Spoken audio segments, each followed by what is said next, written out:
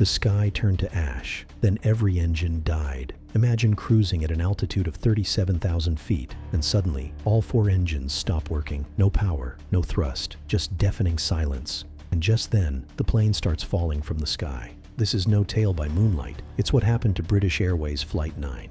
The flight.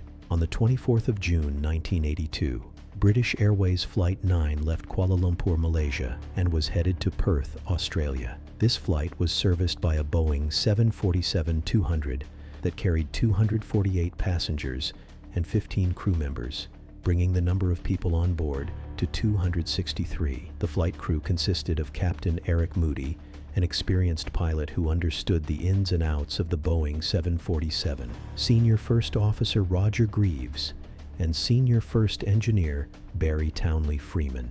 This crew had thousands of flight hours between them. British Airways Flight 9 departed on schedule, and everything went on as usual until the plane ascended to its allocated cruise altitude of 37,000 feet. Its route took them over the Indian Ocean, a path that was common for flights moving to and from Southeast Asia and Australia.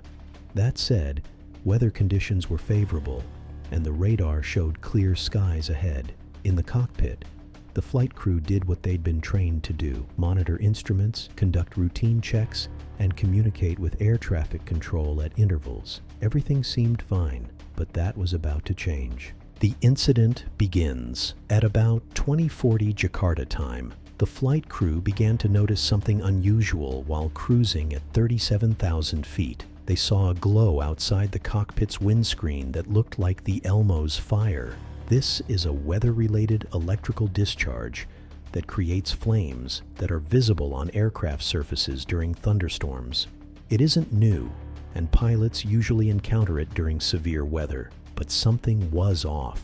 The radar didn't display anything that pointed towards a storm. In fact, there were no thunderstorms within the area. Therefore, the skies should have been clear, but it wasn't. As time went on, the glow became more intense, and passengers began to notice. They pointed at the plane's glowing wings. Just then, a smell made its way into the cabin. It was sulfuric and reminiscent of struck matches. However, the smell gradually became more unpleasant and intense. This wasn't normal. Senior First Engineer Barry Townley Freeman took a look at the instrument panel. Oil pressure was normal across the plane's 4 engines. Fuel flow indicators showcased correct distribution. Engine temperatures were within the regular limits. Every gauge suggested that the plane's engines were in optimal condition, nothing out of the ordinary. But just then, Engine 4 surged and failed. Townley Freeman reported this right away to Captain Eric Moody. This prompted the crew to implement the engine failure checklist. A Boeing can run seamlessly on just 3 engines, so it was a manageable situation. Within 90 seconds, Engine 2 failed. Moments later, Engine 1 lost thrust. And finally, engine number 3 gave up the ghost. This meant that all 4 engines were offline. The most powerful commercial airplane had lost power 37,000 feet above the Indian Ocean and became a glider with 263 souls on board. This situation was unprecedented. Emergency response. As the plane began its swift descent, the cockpit became a hub of warning lights going off all at once. But in the midst of chaos, Captain Eric Moody took manual control of the plane. Although all 4 engines had lost power, he had one goal in mind, and that was to make their gliding optimal to give them more time in the air. At this time, Senior First Officer Roger Greaves started to execute engine restart procedures. He followed the checklist to a T, but all his ignition attempts were futile. The engines refused to turn over. He also tried cross-feeding fuel from different tanks, thinking there was an issue with the fuel system, but the engines didn't come to life. He didn't back down though, and did windmill restarts, trying to use the airflow from the plane's engines to turn the turbines. That didn't work. After realizing that the engines won't be coming back on anytime soon, they went ahead to do some calculations. Based on their current speed, altitude, weight, and glide performance, they predicted that they had just about 23 minutes airborne before hitting the sea. For context, The aircraft has been descending at 1,800 feet per minute under optimal gliding conditions.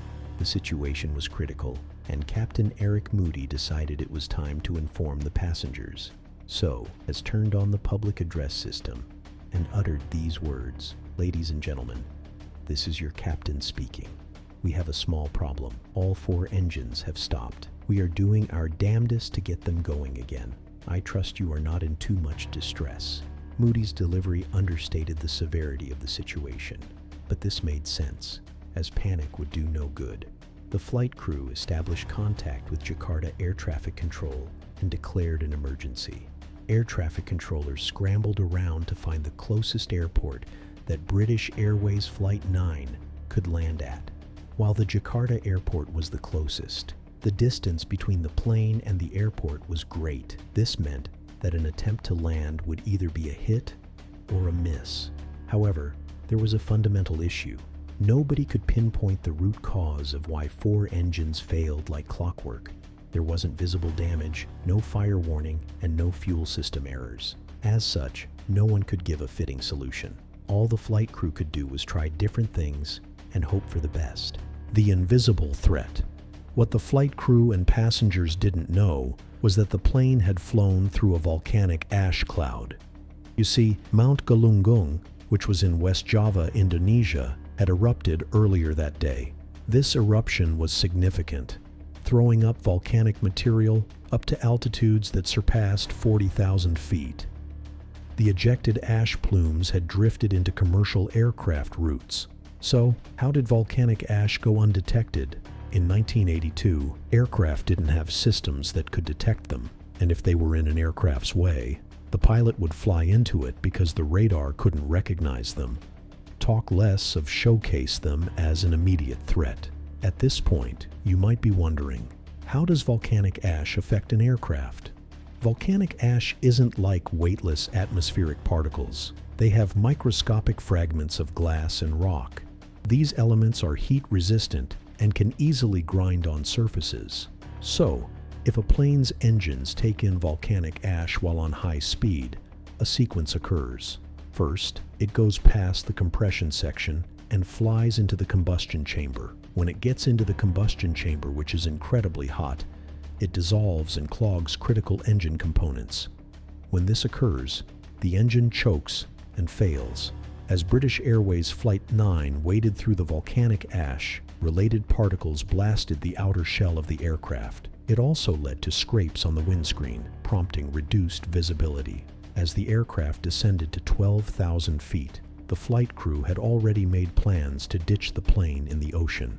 They had done everything, from going through checklists to restarting several systems, but the engines didn't show any sign of life. Redemption. When all hope was lost, something unthinkable happened. Roughly 15 minutes after the initial engine failures, engine number 4 suddenly roared and restarted. The crew was happy with this, as the plane finally had thrust and was no longer gliding to the sea.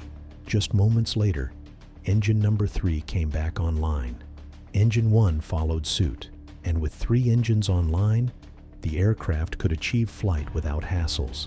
However, there's a science behind the restart. As the plane hit lower altitudes, the atmospheric conditions changed. As air temperature reduced, air density increased. So, volcanic ash trapped in crucial engine sections started to break away. Their departure led to the engines not operating at full capacity. Nonetheless, they were functional to an extent.